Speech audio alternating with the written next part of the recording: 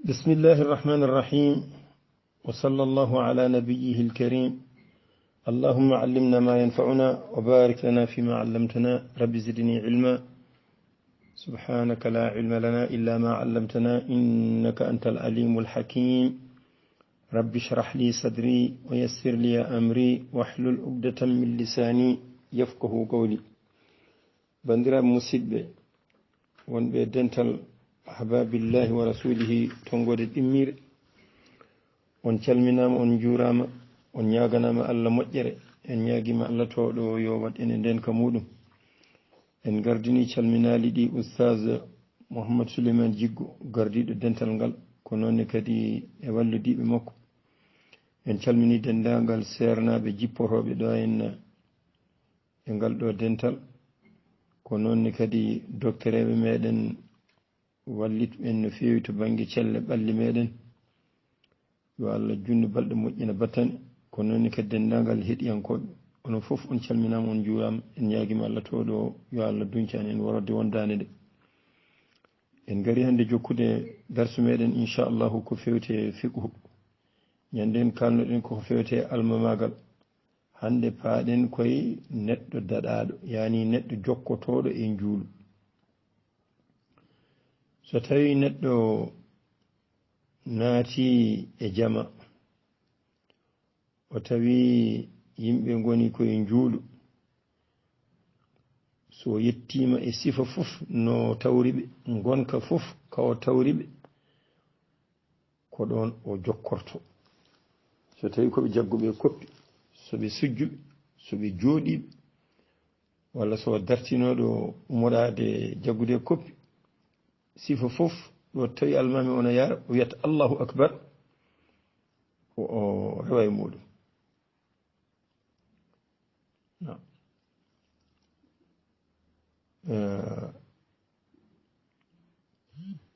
so tawi noon o tawi almami ko ina yara e koppi o wi Allahu akbar o jaggidi e muɗum e koppi ha o hiɓidima nden darde omo lima ɗum e juulu he kono so tawi o tawi ko almami hankadi ɓamtima e koppi ɗon hankadi ha sujud ɗimmo fof hankadi o resorta ko nden darde o limata ɗum so gaynoyi noon o yoɓoya ko reweteno yani ko fatora ko fatora e juulu ko o yoɓoya ɗum ewa joggol ngol noon mo haqiqini en kamɓe mbi ɗo neɗɗo yetti e juulu ɗo ko ɗon tan woni arwande juulu makko so almami salmini o hankadi o waɗa tan ko yani ko julde almami ko ɗum woni arwande juulu makko o jokkirta juulu makko no foti jokkirde ni anda so tawi on paami yani so tawi a tawi almami ina woni e darde ɗimmire futuro an ɗimmire makko nde ko nden woni arwande maɗa almami juuli nden darde jooɗima a jooɗoto e makko so ummima ummotoɗa e makko o wadda darde makko tataɓire an nden wona ɗimmire maɗa o yaha kadi o sujjiya o jooɗoɗa e makko tawiyoɗa so salmini ummoɗa gadda darde jangga fatiha men eyyi hewɓe mo haqiqini en mbi ko ni woni sifa ɓurɗo jiccude o wallahu taala alamu mbiya noon kadi ya ko kawruɗa e almami e juula ko ɗum yo won wattanne juulu maɗa sa gayni joɓoya ko fatori makko kono ko ɓuri sellude ko emo haqiqini en no mbiri sa ƴeewi deftere wiye subul salami sharhu muɗum ma yi hen ko laaɓi inchallah deftere subul salami muallif o ko as-San'ani eyyi joni kanko ɓawo jangude mo caggal almami ɗo feññintino juulu peññintino ɗon kadi luure ina ngari hen mbi ɗo feññinte kanko ɓawo yani daɗaɗo kanko ɓawo o deƴƴat tan jangguin almami woni jangguin makko jangguin almami o woni jangguin makko hen mbi ala alay sago o janga fatiha o alay sago o janga fatiha o ɗum noon ko ittata neɗɗo e luural tan kam ko jangu fatiha tan keɗoɗa almami ko heddi ko machallah. Imam Malik noon kam kañum madhab muɗum ko so almami ina janga ya heɗo ewa so tawi ko jangin noon no suuɗeteno so tawi koɗo suuɗeteno ɗum alay sago a jangat fatiha ɗum ina waɗɗema jangude fatiha. kadi so tawi ko almami woni almami so tawi jangi fatiha ha gayni ina mbaɗa ɗon saktaji ɗi kam mi yanani ɗum asli kam e sunna kono so deƴƴi ɗon kadi neɗɗo ne wawi jangude ɗon fatiha wallahu taala alam.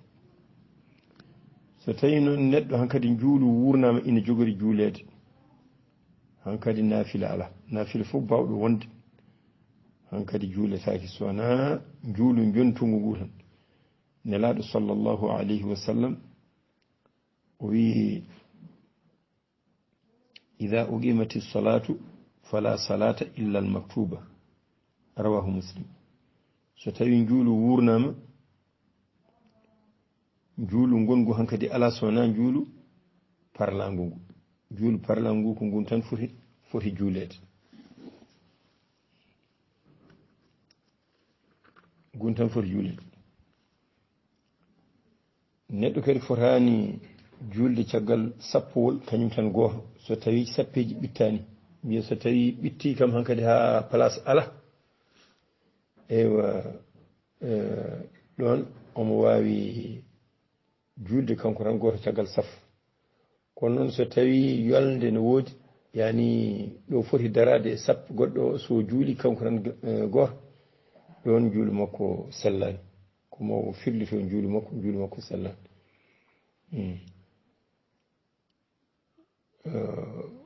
wonɗo ari e hadis istaqbil salataka fala salata limunfaridin khalfa as-saff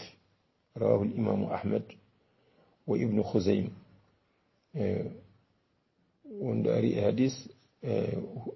faafi en juulu maɗa yani juulu alana neɗɗo goto caggal sappowol.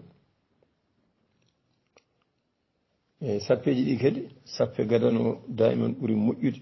wonande worɓe so tawi ko rewɓe ko sappe cakkitiɗo ɓuuri moƴƴude. Nelaɗo sallallahu alaihi wasallam wi khayru sufufi rijali awwaluha wa sharruha akhiruha wa khayru sufufi nisai akhiruha wa sharruha awwaluha rawahu Muslim.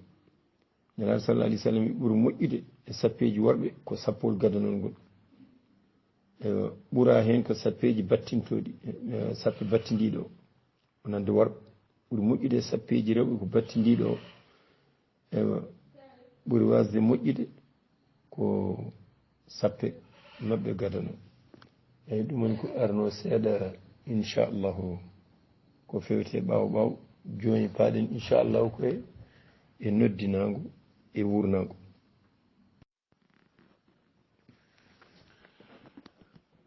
ɗum noon almaddatu thamina fi l adani wal iqamati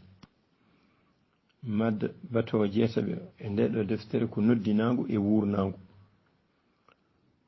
Noddinago ko gandingol nadde waktu tawi andinirte ko konguɗi keeriɗi. ko noddinago noon ko hunde waɗɗinde kono ko e jongol yani so woodi waɗɓe tan fukkima e heddiɓe ɓe ina waɗɗe yimɓe hoɗɓe gure mawɗe e gure tohose fof. Nelaɗo sallllahu alayhi wa sallam o wi ida hadarati salatu falyu'adhin lakum ahadukum walya ummakum akbarukum rawahu al-Bukhari. so tawi juulu wonti yonti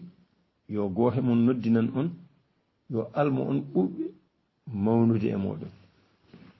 eyyi ɗum noon ina waɗɗi noddinde so tawi ɓe goni koye gure mawɗe e gure tohose fof. ina sunnina kadi e neɗɗo gonɗo e ɗanngal walla neɗɗo gonɗo e baadiya ɓenne kadi ina sunnina e mumen noddinago ko hunde mawde no feewi ko hunde moƴƴere no feewi caggal nde nelaɗo feri han kadi julɓe dañi dowla to madina to dañi han kadi leydi nelaɗo sallallahu alaihi wasallam disni sahabaɓe ɓe holko ɓe mbaɗata ha ɓe ganda waktu yoni ewa ɓe ndenta ɓe juula waji goto noon nelaɗo waji goto wi yo mbad ko wayno buuk wayata kono keleron walla ko nandi hen nelaɗo wi ala ɗum ɗo ko yahudiyan ko ɓe mbaɗata woodi wiɓe yoɓe mbaɗa cloche wono hulde o wi ɗum ɗo kadi ko nasara en mbaɗata woodi wiɓe yoɓe kuɓɓu jeygol tan jiiɗo fof anda waktu koko yoni o wi ɗum kadi ko majus en mbaɗata iran naɓe kañumen mbaɗanno noon woni ɓe mbatti wiide assalatu jamia waaji goto noon abdoullah ibne zeyd jamma omo ɗaani o yi waaji goto ina jogii hulde o yimo an a yeyata kam hulde ma de o wi ko mbatta o yi emin tintinira ɗum juuɗo o wi mi tindintama ko ɓuri moƴƴude ɗum o wi hakay o wi mbiya allahu akbar ashhadu an la ilaha illa allah ashhadu an la ilaha illa allah ashhadu anna muhammadan rasulullah ashhadu anna muhammadan rasulullah hayya ala salah hayya ala salah hayya ala alfalah hayya ala alfalah allahu akbar la ilaha illa allah waaji o noon yehi e jammago haalan ɗum nelaɗo wi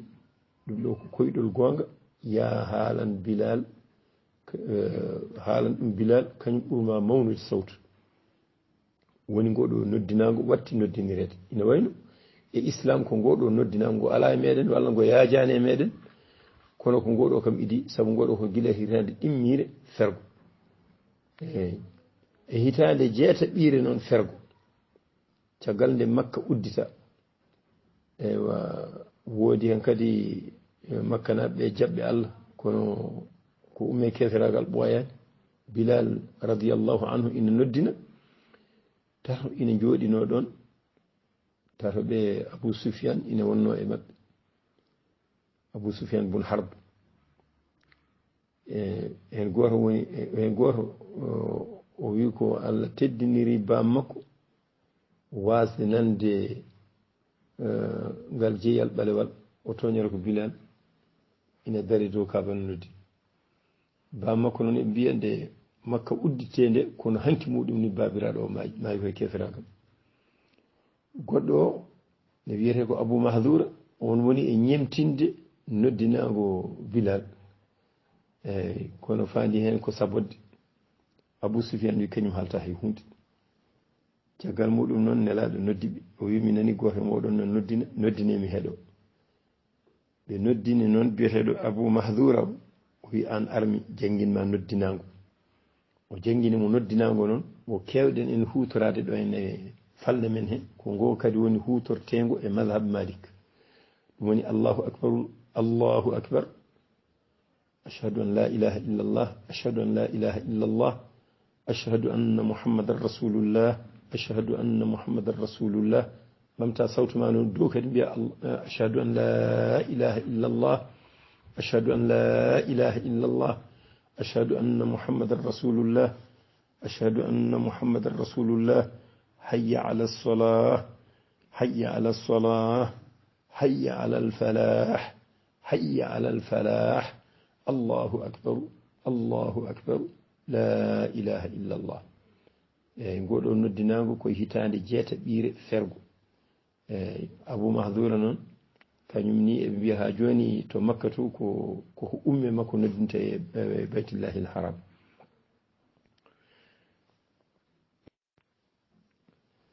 noddinago noon ko moƴƴere hewde woni hen saabu ari abou hurairata radiallahu anhu o wi nelaɗo sallllahu alayhi wa sallam wi لو يعلم الناس ما في النداء والصف الأول ثم لم يجدوا إلا أن يستهموا عليه لاستهموا عليه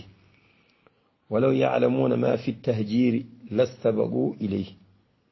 ولو يعلمون ما في العتمة والصبح لأتوهما ولو حبوا متفق عليه أبو هريرة وين الله صلى الله عليه وسلم وي ستوين يمبي بين غندونو كو وني en noddinango e sappowol gadanol be dañani so wana be mbadi hen courage mabbe mbadanno hen courage so tawini be ganduno ko woni e noddinango e sappowol gadanol be dañani so wana be mbadi hen courage mabbe mbadanno hen courage e dum do ina tindini kadi wonde noddinango foti wonde tan ko woto so wana non subaka sabu ko wadete courage ko hunde fande so tawino joni gardo fof noddina gardo fof noddina gardo fof noddina don den courage cohla ay jam o wi kadi walaw ya'lamuna ma fi tahjir so tawino be ganduno ko woni e arde jama law mabbe daddo dirtino hen mabbe baddana hen ada so be ganduno ko woni e dental yani julde dental geeje e subaka mabbe garanno haysonde e be lada hayso jom wa yaade ne dari lada ara hawray e dental jama he ma wadanno dum so tawi be ganduno mojjere wonde hende e dum non o do hadis na tindina mojjere wonde noddinango e sappo gadan e julde dental kadi geeje e subaka e hadis goddo معاوية رضي الله عنه قال سمعت رسول الله صلى الله عليه وسلم يقول المؤذنون أطول الناس أعناقا يوم القيامة رواه مسلم معاوية ابن أبي سفيان ومنانين الله صلى الله عليه وسلم إنبيا نودي كانوا بري جود داد نيالوما درنگ نودي كانوا بري جود داد نيالوما درنگ وعن عبد الله بن عبد الرحمن بن أبي صعصع أن أبا سعيد الخدري رضي الله عنه قال له إني أراك تحب الغنم والبادية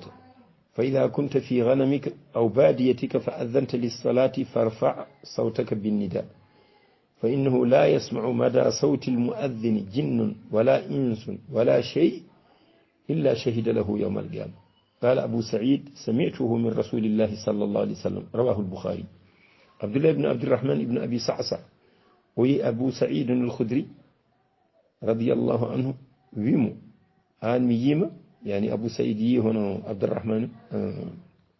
عبد الله بن عبد الرحمن ويمييما أديدي ندمري أديدي وندى بادية ستياد وني ندمري ماذا ولا إبادية ماذا سندنني نجول بمت صوته الماذا ندنانه وي ننتا صوته كاتو صوته ندنو ونا جن ونا ند wona hunde fof wawde wonde so wona seedanomo ñalawma darga ewa sa dañi noon ɗeɗo gueɗe ina ceedanoma ñalawma darga ko hunde mawde saabu noddinago woni hen tan ko wottidinde Allah subhanahu wa ta'ala ko moƴƴere hewde ewa sa wiyama ko nani sawto maɗa fof ina seedanoma ñalawma darga ɗum ko moƴƴere hewde woni hen e hadis goɗɗo kadi Abu Hurayra o wi nelaɗo sallallahu alayhi wa sallam wi idha nudiya bis salati أدبر الشيطان له دراد حتى لا يسمع التأذين فإذا قضي النداء أقبل حتى إذا ثوب للصلاة أدبر حتى إذا قضي التثويب أقبل حتى يخطر بين المرء ونفسه يقول اذكر كذا واذكر كذا لما لم يذكر من قبل حتى يظل الرجل ما يدري كم صلى متفق عليه أبو هريرة وإن الله صلى الله عليه وسلم ستوي waktu noddinanama sheyɗani rumtorto no woppa hendu gila nana noddinango so noddinango gasi sheyɗani ara so tawi wurnama kadi sheyɗani rumto so wurnango go gasi sheyɗani kadi ara wona han kadi e soksokinde hakkunde neɗɗo e fittanu muɗum o wiya neɗɗo o siftor kaza siftor ɗum ko neɗɗo siftorano ko adi kadi ala fof munasaba ni baddo ha ko ina addanma siftorde dum don ha neddo wattina anda holno fu juuli dum woni golle sheydaane en so tawi en teskima ko buri heede min kan gonon ban sa habbiri tan eden mooli Allah ciftorta no gede bendude duubi di hay goto anda aɗa wonɗo e kay heeɗi sa habbiri miijoɗa nokshot miijoɗa zoyrat gueɗe tan ɗum ɗoji yo Allah faabo ɗum ɗo fof ko cheyɗane saboto ɗum noon no moƴƴi neɗɗo watta haqqille so tawi omo juula en jawtino ɗum inchallahu e bindande men nde garɗen e juulude nelaɗo noon ina moƴƴi noon kadi so tawi neɗɗo nani noddinago o ñemtina noddinowo o e noddinago he yani o haala hono ko on haalata ko e fawade hadis mo Abdullah ibn Amr ibn al-As haali o wi mi nani nelaɗo sallallahu alayhi wa sallam ina wiya idha sami'tum an-nidaa faqulu misla ma yaqul thumma sallu alayya fa innahu man salla alayya salatan sallallahu alayhi biha ashran thumma sallu Allah liya al-wasila فإنها منزلة في الجنة لا تنبغي إلا لعبد من عباد الله وأرجو أن أكون أنا هو فمن سأل لي الوسيلة حلت له الشفاعة رواه مسلم عبد الله بن عمرو بن العاص ويمنني نلاد صلى الله عليه وسلم إن بيستوي أنني نديناغو بيه هنا نوبيتني ewa so gayni juule e am yimɓe noon heewɓe no mbiyata gadda duwa o taw juulani annabi kono a juulata annabi tawni duwoɗa o wi so tawi neɗɗo juuli e am laawol Allah juula e makko laabi sappo o wi ñaagano ɗon mi kadi daraja wasila jokkorgal o wi ɗum ɗon ko daraja to aljanna hananani so wona jiyaɗo e jiyaɓe Allah mboɗo jortinde gonatmi on so tawi neɗɗo ñaagani mamami ngal ɗo jokkorgal jippanomo teforam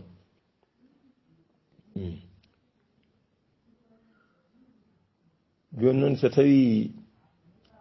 omo ñimtina noddinowo so ari e hayya ala salah e hayya ala al falah ɗon o rewata e makko e ɗiɗo konngudi o wiyata ko la hawla wala quwwata illa billah hayya ala salah ko la hawla wala quwwata illa billah kanko ñimtinowo noddinowo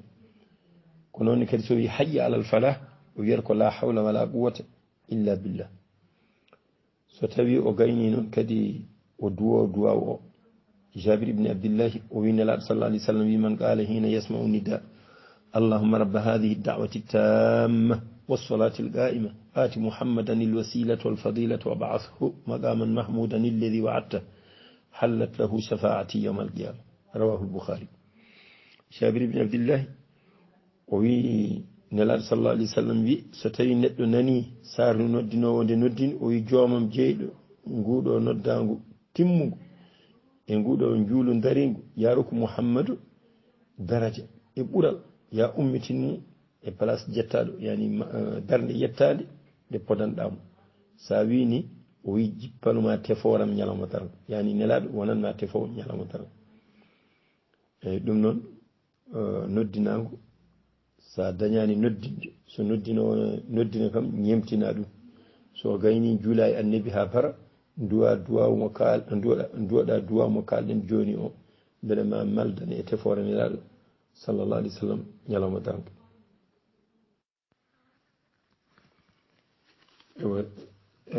hakkunde kadi noddinago e wurnago nelaɗo sallallahu alaihi wasallam wi duwaw ɗon ruttetake an Anas radiyallahu anhu qala qala rasulullah sallallahu alaihi wasallam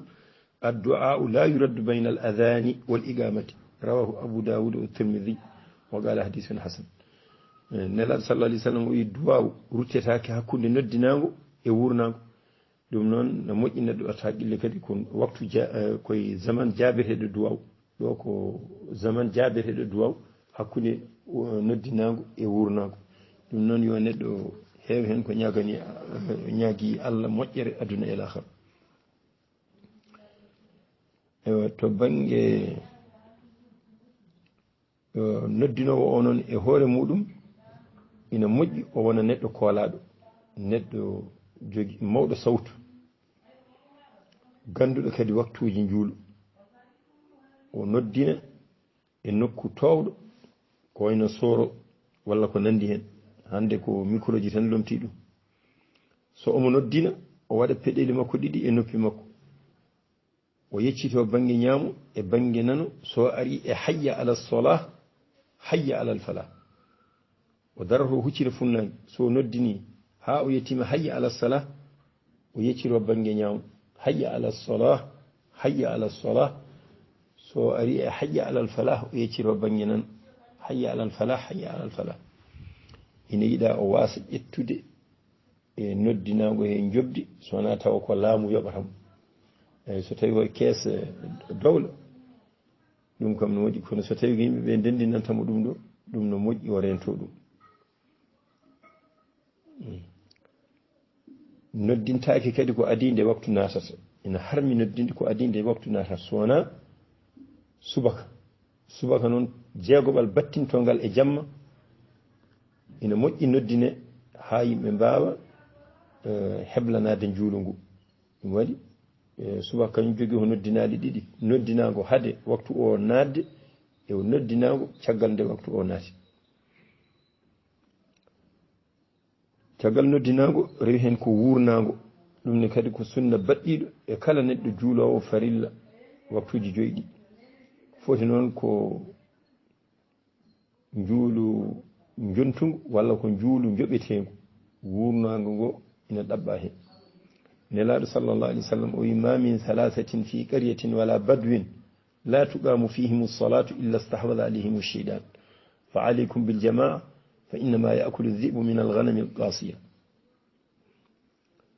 nelaɗo sallah alih w sallam wi ala foof tato gonata e wuuro wona baadiya ɓe mbasa darnude juulu mbasa wurnande juulu sowona cheyɗane sawdoɓe waggini on dental boyi songata e dammiri ko ceeri ndigol kadi anas ibn malik o wi umira bilalun an yashfaa al adana wa yutira al igama rawahu muslim bilal yamirama so tawi ina noddina yo wat laabi ɗiɗi e wurnago noon yo wat laawol gotol yani kongu ɗiɗi sowona allahu akbar ɗo fuɗɗode ɗo e qad qamati salatu onande wurnago ko heddi fof ko laawol gotol watte woni allahu akbar ashhadu an la ilaha illa allah ashhadu anna muhammadan rasulullah hayya ala lsalah hayya ala lsalati hayya ala lfalahi qad qamati salatu allahu akbar la ilaha illa allah qad qamati salatu o so wi ɗum laabi ɗiɗi ina moƴƴi riwaya boukhari ko ɗum addi so wi kadi laawol gotol muslim kañum addani ɗum ɗo laabi ɗiɗi addani qad qamati salatu laabi ɗiɗi ina yiɗa noon so tawi neɗɗo no noddina o wasa heñade noddinago he eyyi kono so tawi omo wurna yiɗa ko yo heñ wata o neeɓ yani yo rewdirre ɗum ɗo ɗum yo rewdirre noddinago ngo ɗum noon batten haqqille ɗeɗo gueɗe ko gueɗe mawɗe no fewi kadi kewɗe moƴƴere ñaguima allah towɗo yo allah waɗen e ndenka muɗum wassalamu aleykum wa rahmatullahi wa barakatuh